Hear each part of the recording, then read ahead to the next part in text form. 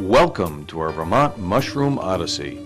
Here in an old stagecoach stop of the 19th century, an up-to-date Vermont restaurant resides within reach of its marvelous Green Mountain history and its habitat of fauna and flora.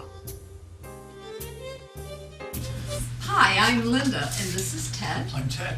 And we're here at Hemingway's restaurant in Killington, Vermont, where every year we have an annual mushroom forage.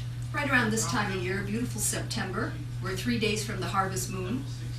And here in the Green Mountains, we forage for mushrooms with a mycologist. Today we have a mycologist with us, and her name is Faith Hunt, and she teaches locally in Vermont.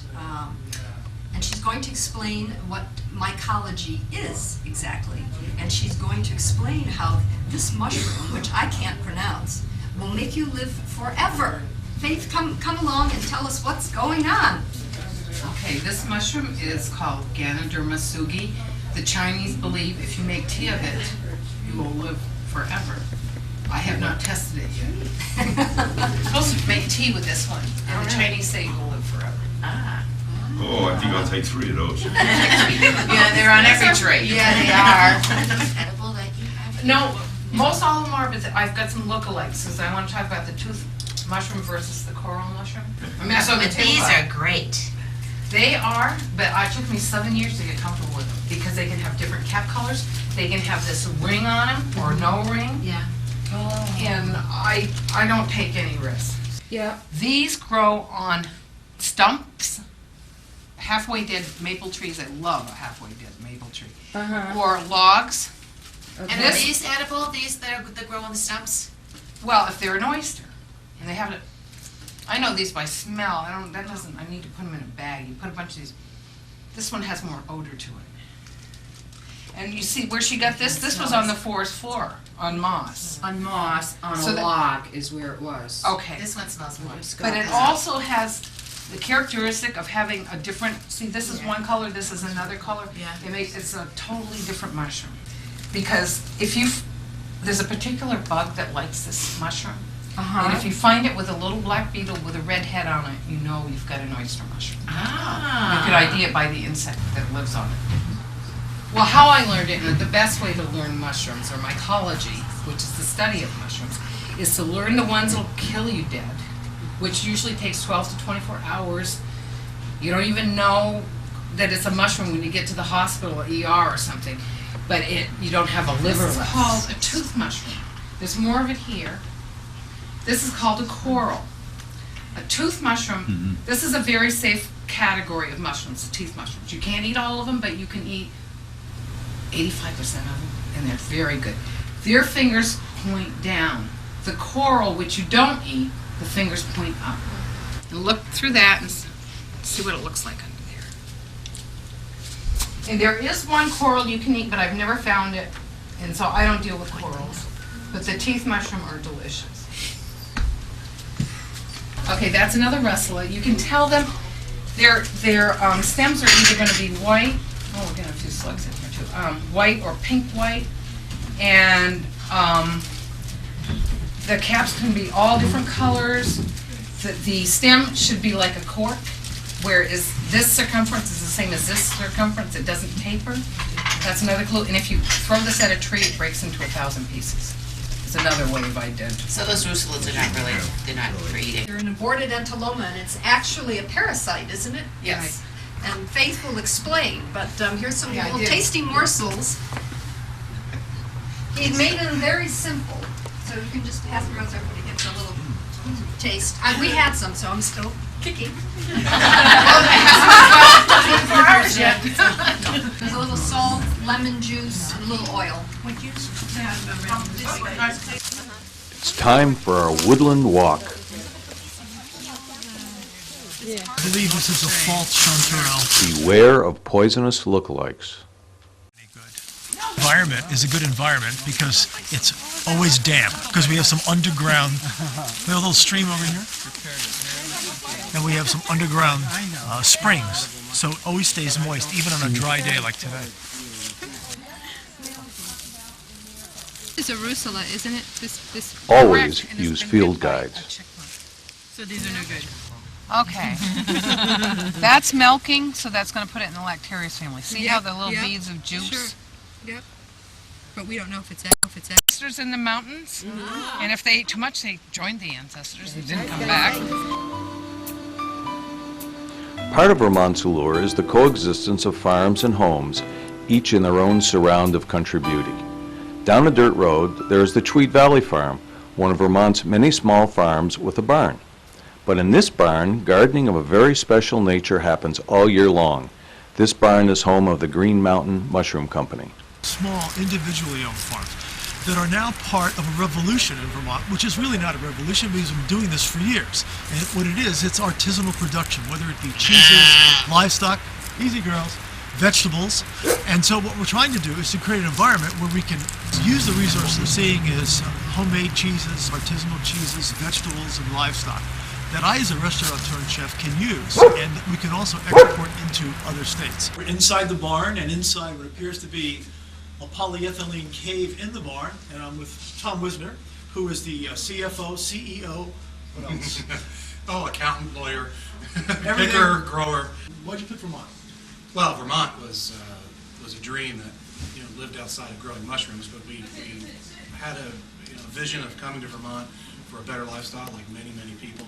We found the farm here in August of '02. The family bought the farm. It was previously the cereal farm. It was known, many locals still know this property as being a wholesale furniture business going back to the 50s. We became commercial mushroom growers a year ago, June, trying to utilize the space, trying to find a way to do something unique and different and profitable in Vermont. So why did you pick mushrooms? I tell you, I've heard of a couple in Maine that were growing mushrooms, that were doing something very similar to what we're doing here.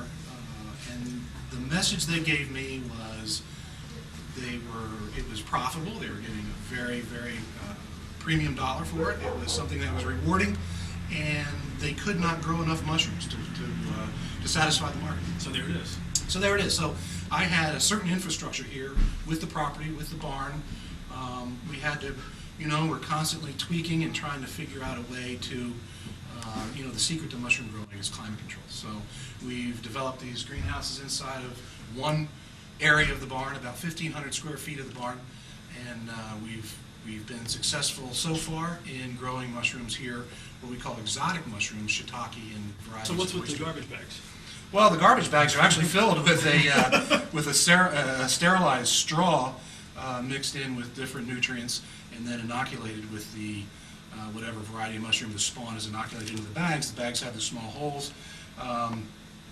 It really, what you're seeing now is the fruit. The mushroom is the fruit of the plant.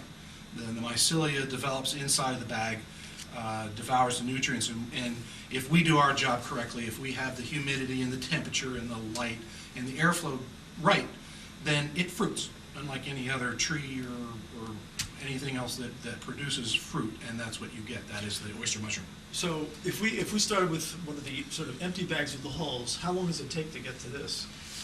It takes, if you go from the lab process of the spawn and inoculation, you're looking at months. The actual, when the mycelia spreads and they're ready to go, when we introduce it to the right temperature, 60 to 65 degrees, 95% relative humidity, some airflow, light, 6 days to 10 days, oyster mushrooms. And these bags will fruit over the period of 6 weeks. They will fruit What are these mushrooms? These are these are blue. These are oysters? blue. They're called blue-gray. This is pretty. What is this now? That's the yellow oyster. Okay. Fairly unique, something that we've really tried to introduce into the region. The chefs love it. Yeah, it's gorgeous. Yeah, the color, when you cook it quickly, it holds that color. It has a citrony flavor. It's something just a little different. The oyster mushrooms, are there other varietals that you're going to be growing or are growing currently? We currently grow shiitake. Unlike the oyster mushrooms, the shiitakes are grown more on, it's a log, you would almost call it a football-like log that's more of a grain substrate that they grow out of. Why buy these? I mean, I buy them from you because I'm a restaurateur, but where can the average person buy these if they need to buy them? As far as growing them themselves or No, growing them? buying the mushroom. Buying my Who wants to grow mushrooms? them? I mean, that's your job. These mushrooms, probably the best in Vermont. I would say most, if not all, of the food co-ops, the natural food co-ops are sure. carrying my mushrooms. We're, with the movement towards, locally grown produce and everybody being sensitive to it and the sustainability, even the big chain supermarkets are talking to us. But right now, the farmers markets in season and your local food co-op. Well, it's nice to see you, and before I go, I'm going to ask you to grab me a bunch of each of those, because I'm going to go back, and we're going to cook some risotto with Tom's mushrooms. Awesome.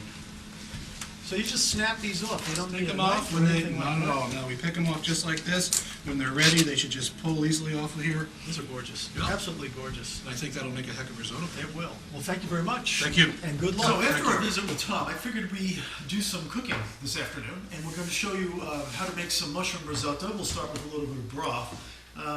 These are actually the mushrooms that Tom handed me. These are blue oysters and yellow oysters. And we've also have some left over from our forage earlier. And what I have here is I have a few graylings. And these grow in moss. So this is this little mix-up that we have, which is the moss and the grass mixed in. Then we're going to clean these and use these. And this is a puffball, which grows everywhere on your lawn. They look like little golf balls. Actually, some people whack them with golf clubs when they're ready. We're going to cut into that in a few minutes to see if it's usable. Earlier, I took some of Tom's mushrooms and I took off the bottoms, the stems. What we're going to do here is take off the stem of the mushroom, which, as I said earlier, we're reserving right here to make the stock with. But there's another thing we can do. We can nip this off, and then what we can do is we can slice this very thin and actually use it as part of the mushroom mix to give it a little bit more of a different texture. So we can just take these little pieces and we can just cut them up like this. And we do things with everything. The mushrooms themselves actually work better for me. If they're very small, we can keep them whole. If they're a bit larger, what I like to do, instead of cutting them, is just to pull them apart. They just come apart like this. It's very simple. And we can do the same thing with my little greelings, which are here, and we'll just peel them apart as well. Seem to work a little bit better. I don't like the knife, seems to be a little bit too abrupt for me on this one. Now what we're going to do is we're going to see if this puffball's any good. Just for a joke, I don't know. It's been sitting around, looks like a golf ball. We'll cut into it. It's either going to be good or not good. On camera, good or not good. And the answer is not good. If it was all white, looked like a piece of Wonder Bread, it would be good. It's halfway between being not good and good, and if it were not good at all, it would turn into these little granules, grains, and what those grains would be, where the name comes from, puffball, because you just whack them and they puff, or you step on them and they puff. Okay, the first thing we're going to do is going to make a very quick mushroom stock. You can use, today we're going to use some onion, and so we'll just throw this in here. We can put some fennel in, which I normally do, but I don't have any today, so we're not going to do it. And a little bit of fresh thyme. You can use any herb you want as long as it's not too strong. Thyme's a good one because it's not that strong. And then the mushroom stems that we just took off of Tom's mushrooms. And all we're going to do is we're going to take some water and we're going to add it, cover these mushrooms with water. And then we're going to bring this up a bit and leave it on the back burner. As soon as it comes up, we're going to cover it and steep it. Because I really don't want this to boil or cook, what I want to do is just to extract as much of the flavor that I can. And this is going to be the liquid that I'm going to use to bring up the risotto at the last minute, or make the risotto with, so that we can have some of that mushroom flavor. So now what I've done is I've steeped my little mushroom broth with Tom's stems. And we're just going to strain this off, and we're going to use this to cook our risotto to bring it up. Use a little bit of this reduction liquid from my mushrooms, which was in here. These are the balls that are dried, and this has been going to be added to my mushroom stock just to enrich in it, so we get a little bit of richness. And we're going to sweat some onion. And we'll put a few garlic cloves in here. We're not making too much today, so we'll just put 2. Make sure you count the garlic cloves because you want to take them out at the end. So if you put in 2, you want to take out 2. So we're going to lower this and make it a little sweat. And we're going to put a few garlic cloves in here. And we're not making too much today, so we'll just put 2. Make sure you count the garlic cloves because you want to take them out at the end. So if you put in 2, you want to take out 2. So we're going to lower this and make it a little sweat. We don't want to caramelize the onions. We just want to get them a little translucent. Let my onions are a little caramelizing. I'm going to add some of this carnaroli rice. This is going to be kept warm, our steeping liquid, and we're going to add this to the rice in small amounts. And we're just going to get this going like this, and this should take us, I don't know, 10 minutes, and we'll be tasting. And at this point, I like to add some salt, because if you add the salt too late, it stays on the outside. If you add the salt in the beginning, it'll go into the grain of rice. Looks like a lot of salt. Trust me, it's not a lot of salt. And then we'll put a little bit of lemon here, which is very good when you're making any kind of a mushroom dish, because the citric acid in the lemon tends to pick up the flavor of the mushroom, brings out the mushroom flavor even more. So that's what we look like when we're starting here. And we're just going to slowly keep adding this liquid until we get this risotto to where we want. Maybe about 7 minutes. We'll taste it periodically, and we'll see where we are. And then we can do one of two things. We can do it what's called restaurant style. We can take it to where it's about 80% of where it's supposed to be cooked, cool it down, and then bring it up later. You can do that if you have guests at the house and you don't want to make the risotto order. Or we can make it to order. We can just keep going and going and going, and then we can add the mushrooms. We're also going to add a little bit of white wine to this to give it a little dimension, and just keep it going very slowly while we stir it. Now let's try sauteing the mushrooms here. Put some olive oil in again. I have people that like this pan screaming hot. I prefer it to be medium screaming hot. I don't want to caramelize the mushroom very much. So we're just going to add some of Tom's mushrooms, and then some of the graylings that we ended up picking early today. Stir that around. And then we have these dried morels that we've rehydrated, and we're going to add those. But we'll add those at the end since they really don't have to cook. So this is just going to get tossed around. Okay, you can stop. Okay, these are looking good. We have a little bit of color, but we're not burning anything at this point, which is nice. You can really smell that coming up off the pan. The big thing about getting mushrooms from Tom is that he's 10 miles from the restaurant, and so we get them every day. There's nothing better than a fresh mushroom. It's kind of like corn. You don't want to eat corn that's been sitting in your refrigerator for 2 weeks. You want to eat corn that's picked that day.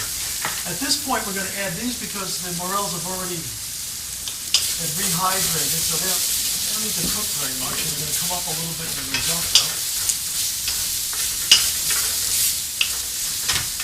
Now we can add a little bit of butter if we want, for those of us that are on a high cholesterol diet. But keep it low. You don't want to burn the butter. Then we're going to add a little porcini powder. This is only because I feel like making it stronger. We didn't have to. We could have kept it very light. But it's starting to get cold outside.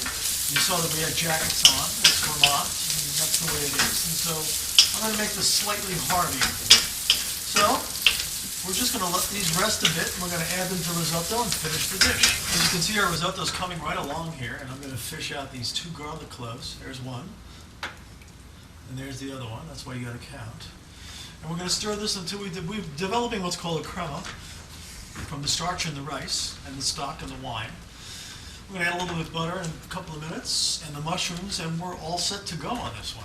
Okay, on the end here, I'm just going to put in a little bit of fresh thyme. Give it another little pickup dimension. And we're almost here on our risotto. We've tasted it. It's in good shape. We're going to add a little bit of butter.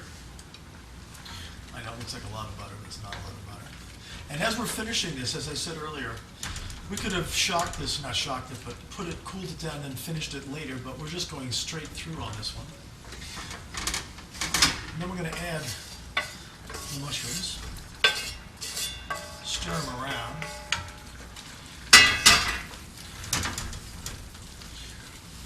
Then we're going to wait for this to cook down a little bit more so that what looks to be broth almost turns into a sauce, which it really is technically a sauce. We're going to taste for final seasonings. Maybe we need a little bit of salt, maybe a little squeeze of lemon. And then we're going to plate up, and there you go. Nice fall mushroom risotto from Tom. fruits of Chef Ted's labor and fine cookery. What better way to spend a Vermont day?